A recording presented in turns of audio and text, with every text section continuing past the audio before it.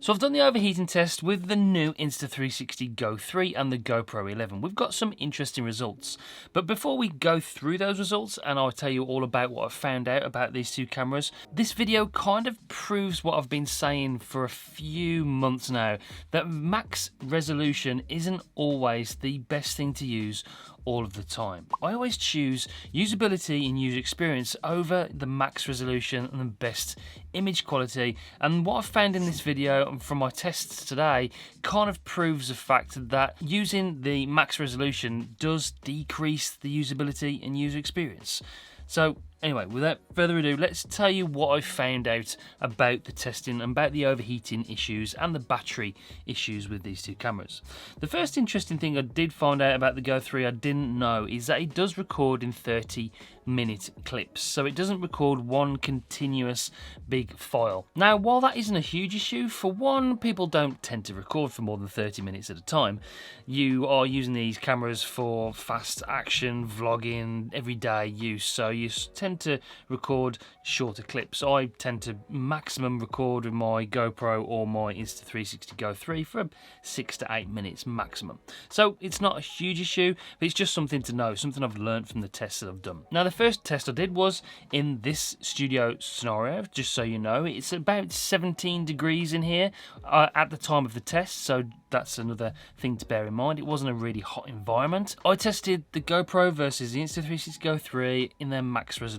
So we've got 5.3K on the GoPro 11 and 2.7K on the Go 3. Because you're using the max resolution on this camera, it does overheat pretty rapidly. It overheated in 37 minutes in the max resolution of 5.3K compared to the Go 3, which didn't overheat. It just ran out of battery in 1 hour and 47 minutes. So straight away in the max resolutions, you know you're going to get problems with the GoPro. So if you're recording in really hot environments for long periods of time and you're recording for more than 30 minutes, then you're going to run into problems with the GoPro 11. With the Insta360 Go 3, I don't think you're going to get any problems, even in really hot environments. Now, bear in mind, I have got the Enduro battery inside of the GoPro 11 as well, so that didn't help the issue. 37 minutes, overheated, it shut off. The Go 3 didn't overheat at all, it just shut off when it ran out of battery in 1 hour 47. So, in the max resolutions, these cameras are vastly different. Yes, the resolution is higher on the GoPro 11, but to what detriment? Well, overheating. So to make it fair, I did a couple more tests. I actually changed the resolution down to 2.7K on the GoPro, 50 frames per second because that's a minimum frame rate. It can shoot 2.7K, and then we've still got 2.7K 30 on the Insta360 Go 3. Unfortunately, the GoPro still did overheat after 39 minutes and 2.7K 50 frames per second. And quite frankly, I got a little bit bored of waiting for the Insta360 Go 3 to die or to overheat, and it did neither. So I scrapped the test, and I presume it would get to the 153 minutes that I got in the previous test. The Insta360 Go 3 is still going. It doesn't feel hot to the touch or anything, so you know, I presume it'll go to the 1 hour 53 minutes like it did on the last time I tested the 2.7K 30 frames per second. Yes, it was 50 frames per second, but I've just turned it back on with a new battery and it looks like it has overheated. It came up with a little message saying it overheated. I didn't actually see that. I thought the battery just died. It actually did overheat in 2.7K. So I'm going to leave the Insta360 Go 3. We know we're not going to have any more problems with that. It's obviously not going to overheat or run out of battery anytime soon. So I'll just want to do a quick test with a new battery, reset it, I'll format it, and I want to test it in 4K to see how long the GoPro lasts with recording in 4K. So let me just do a quick test on that, and then we'll jump back to the studio. I then tested the 4K just out of interest to see how much I would get out of 4K on the GoPro 11, and that in 4K actually overheated after 29 minutes, which is really, really shocking. Now, I know we're not in that sort of scenario where there's airflow coming onto this.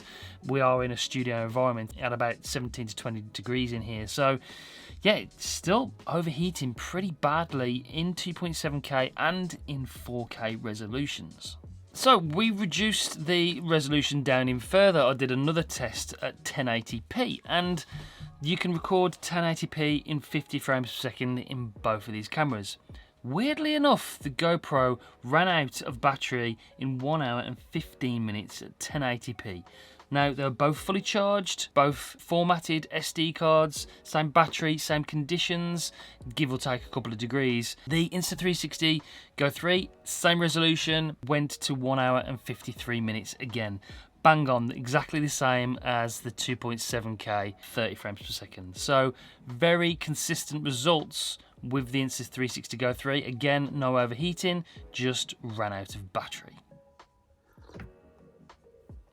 I hope you appreciate this video because it's taken me nearly 3 days to get this all done. Before I publish the video, I wanted to do another quick test. I wanted to test the standalone camera on its own, not in the action pod, just the standalone camera. One to check for overheating, the other to check the battery life to see if it really did live up to what they say it does. And then I put the GoPro with the normal battery, not the Enduro battery, normal battery on 5.3K, just to sort of, obviously, higher resolutions. You can shoot 5.3K, so why wouldn't you? We now know that you probably shouldn't, because this lasted 20 minutes with the normal battery. It overheated and shut off. 20 minutes. The Go 3 on the other hand lasted about 37 minutes at the action pod, 2.7K, 30 frames per second. So with this on its own, beats this. So, I mean, the size of it, look at it. That doesn't overheat at all. The battery inside that lasts longer. I know the resolution is not as much, but that overheated 20 minutes, shut off. That's terrible. It really is. They have to sort out the overheating issues on the GoPro this year. They've got to, they really have. So yeah, really impressed again with the Go 3.